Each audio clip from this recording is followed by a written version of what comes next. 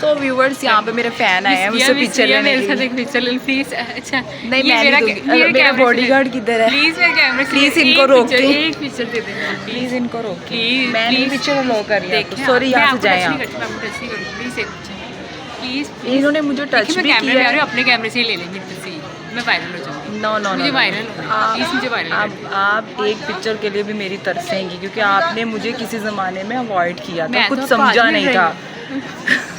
मैं मिली एक ज़माना था जब आपने मुझे कहा था कि मुझे बोलना नहीं आता, मुझे बोलना नहीं आता, मैं यूट्यूबर नहीं बन सकती। मैं पैदा ही कर रही हूँ और मैं आज ही आपसे मिल रही हूँ। अब आप ये साफ मुकर रही हैं, ये साफ मुकर रही है गाइस। और ये एक वक्त था जो ये मुझे कुछ भी नहीं समझती थी, मुझे ज़ीरो समझती थी, और आज आ गई हैं ये मुझसे पिक्चर लेने। प्लीज़ मुझे एक पिक्चर देना खुदा के वास्ते। आप खुश रहें, आपको गाड़ियाँ मिले, लैंड क्रूज़र मिले, जहाज़ मिले, आपको सब कुछ। ये मजाक उड़ा रही है कि मुझे अभी तक कुछ नहीं मिला। नहीं मैं आपका मजाक उड़ा सकती हूँ। अच्छा हम जब तक सेल्फी देते। अच्छा बहुत से लोग हैं ये कमेंट्स करें कि आप बहुत अमीर हैं, करोड़पति हैं, ये वो, ऐसा कुछ भी नहीं है।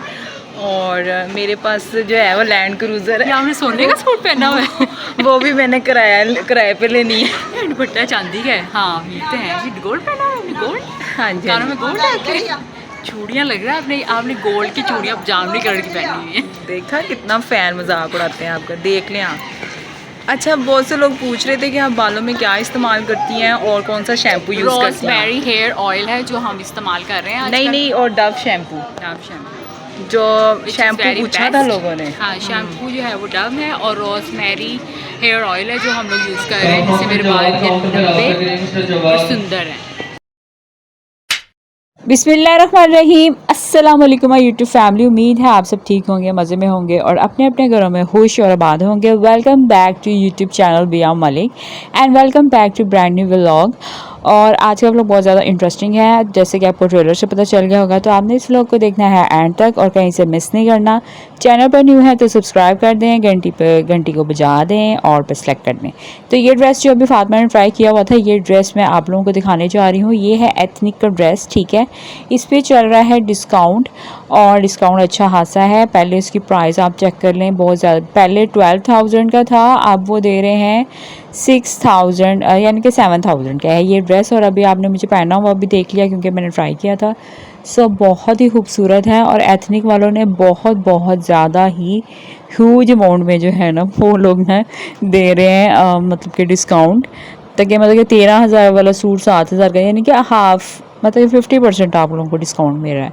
तो मैं आप लोगों को आज के व्लॉग में दिखा रही हूँ डिफरेंट एथनिक के जो सूट हैं। इसमें न्यू कलेक्शन भी है। ये सारे जो सूट मैंने आपको दिखाए हैं, ये वाला सूट और इससे पहले जो गुजरे हैं, ये सब न्यू कलेक्शन है, न्यू अराइवल है। इस पर कोई डिस्काउंट नहीं है, ठीक है। तो जिस पे डिस्काउंट होगा उसकी प्राइस के साथ देखा भी होगा कि पहले इतनी प्राइस थी, अब इतनी हो चुकी है।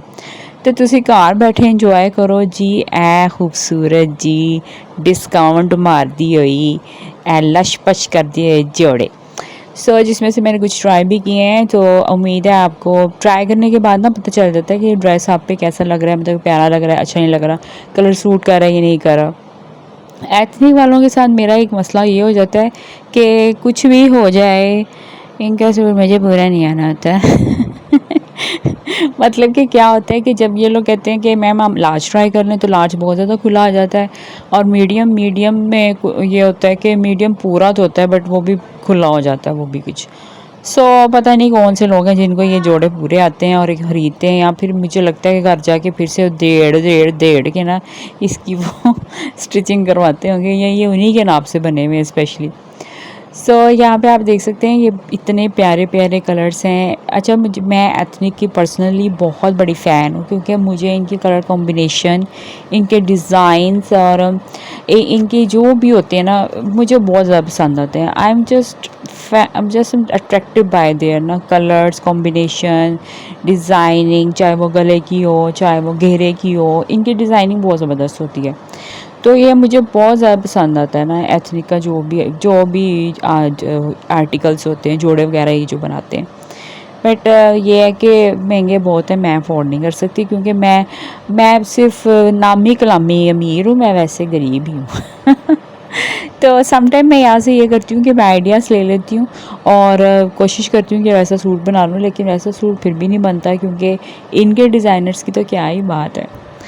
तो लाइफ जो होती है सम टाइम वेरी मुश्किल हो जाती है और आपको समझ नहीं आती कि इस फेज़ से कैसे बाहर निकलना है। तो मैं आप लोगों को ये बताऊँगी कि जितना हो सके ना उस फेज़ को मत सोचें कि ये क्यों हुआ, मेरे साथ क्यों हुआ, मैंने किसी का क्या बिगाड़ा था, why this is happen with me. ये सवाल बहुत ज़्यादा आते हैं दिमाग में और इंसान कहता है कि मैं ही क्यों दुनिया में से चुना गया था कि मेरे साथ ऐसा हो।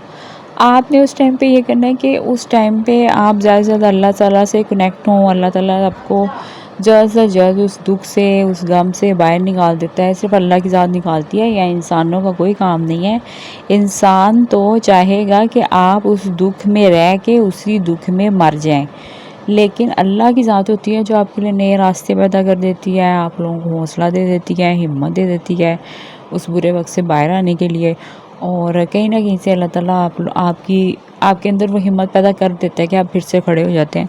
दुनिया में सब लोग आपको नीचे गिराएंगे, आपको बुरा भला कहेंगे, आपसे जो छीन सकते हैं वो छीनेंगे, लेकिन सिर्फ अल्लाह की ज़ात ही है जो इंसान को वो अता करती है जो इंसान सोचता भी नहीं है।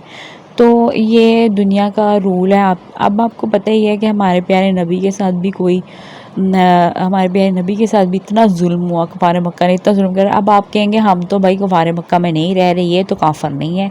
ये भी काफर ही हैं, बस नाम के मुसलमान है। अगर आप किसी को जाते हुए मस्जिद में देख रहे हैं, नमाज़ पढ़ते देख रहे हैं और आपके साथ बुरा कर रहे हैं, तो आप उसको मुसलमान ना समझें, वो भी काफरों में ही काउंट हो जाता है। क्योंकि जब हदीसें भी इसी बारे में हैं कि दोज़ख में सबसे पहले जाने वाले वो लोग होंगे जो मुनाफिक होंगे। तो मुनाफिक इसी चीज़ को कहते हैं कि चेहरे पे और दिल में कुछ और, यानी दिल में आपके लिए बुग़्ज़, दिल में आपके लिए हसद, दिल में आपके लिए बुराई, और चेहरे पे वज़ू करके और मस्जिद में दौड़े भागे जाना नमाज़ पढ़ने। इसे इंसानियत नहीं कहते, इसे नेक होना नहीं कहते, क्योंकि अल्लाह ताला ने खुद कहा है कि क्योंकि अल्लाह ने कहा है कि मैं तुम्हारी इबादत तुम्हें वापस कर दूंगा, क्योंकि अगर तुमने मेरे बंदे का दिल दुखाया है। लेकिन लोगों को ये नज़र नहीं आता, जब तक जो इंसान जहाँ तक भी जिसके साथ जितना भी बुरा कर सकता है उतना बुरा वो करता है, जिस हद तक जा सकता है उस हद तक जाता है, बुराई की हर हद पार करता है। तो फिर अल्लाह ताला भी कहता है कि अब तुमने करने में कसर नहीं छोड़ी, तो मैं भी अब जब अल्लाह की लाठी बरसती है ना असल में, तो अल्लाह ताला भी कहते हैं कि अब तुम्हारा उस बंदे के साथ अब मेरा इंसाफ है और तुम्हारे साथ भी इंसाफ करूँगा, क्योंकि तुमने बहुत गुनाह कर लिए और अल्लाह ने इंसान को उसके गुनाहों को झाड़ के अल्लाह ताला ने इस दुनिया से उसको ऊपर लेके जाना है। तो good days and bad days जो है वो लाइफ का हिस्सा होते हैं। कुछ दिन अच्छे होते हैं, कुछ दिन बुरे होते हैं। अच्छा, मैं अपने व्लॉग्स में हमेशा हंसती मुस्कुराती इसलिए रहती हूँ क्योंकि मुझे पता है the value of smile, the value of good times. Because मैंने बहुत बुरा टाइम देखा अपनी लाइफ में। अब मैं अपनी व्लॉग्स में कभी जिक्र तो नहीं किया मैंने, क्योंकि मैं चाहती हूँ कि आप सब भी खुश रहें। जब मेरा व्लॉग देखें आप खुश रहें, आप मुस्कुराएँ, आपका टाइम अच्छा गुजरे। तो मैं अपने बुरा टाइम का जिक्र नहीं करती कि मैं आपको बताऊं कि मैंने कितना मुश्किल टाइम देखा, मैंने कितनी मुश्किल टाइम से, हार्ड टाइम से गुजरी। After father death life is not easy. बाप के जाने के बाद आपको प्लेट में रख के कुछ नहीं मिलता, जबकि जो कि प्लेट में होता है वो भी लोग छीन लेते हैं कि बाप मर गया, वो मर गया, अब कौन सा उसने आके देखना है कि तुम्हारे साथ हम क्या कर रहे हैं, तुम्हें मार रहे हैं, पीट रहे हैं, या तुम्हें घरों से बाहर निकाल रहे हैं। वो उसने अब नहीं आना। किसी के बाप के जाने के बाद स्पेशली लोग इतने क्रूएल, इतने जालिम हो जाते हैं, क्योंकि उनको पता होता है वो तो मर गया है ना, अब उसने कौन सा कब्र से बाहर निकल के आ जाना है कि तुम मेरे बच्चों के साथ ये ज़्यादती कर रहे हो या तुम मेरे बच्चों को मार रहे हो, पीट रहे हो। उसने तो माना ही नहीं है। तो लोग किसी की मौत का इतना घटिया फ़ायदा भी उठाते हैं। ये बस में बैठे हुए हैं, बस में बैठे इंतज़ार कर रहे हैं हमारी बारी का। भाई हाँ ऐसे ही लग रहा है। यार मेरा तो इतना दिल कर रहा है कि मैं कोई भी ड्रेस यहाँ से लूँ, मुझे तो पूरा ही नहीं आया। सारे ड्रेस तुम्हें खुले हो गए, इतने खुले, इतना वेट लूज़ कर लिया। हाँ मेरा वेट काफ़ी कम। अब मैंने और नहीं लूज़ करना, अब नहीं मैंने और लूज़ करना, मैं जिम छोड़ रही हूँ।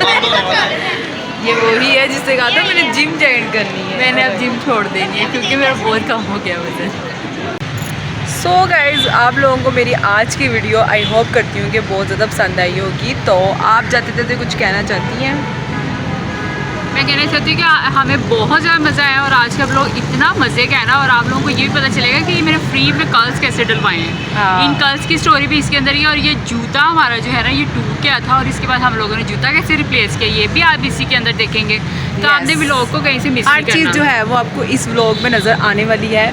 तो फ़िलहाल हम बहुत ज़्यादा थक चुके हैं, तो हम लोग ये सोच रहे हैं कि घर जाके क्या व्लॉग का एंड करना है, व्लॉग यहीं पे एंड कर देते हैं। तो फिर मिलेंगे आपसे अपनी नेक्स्ट वीडियो में। हमें दें इजाज़त, तब तक के लिए बाय, अल्लाह हाफिज़। बाय।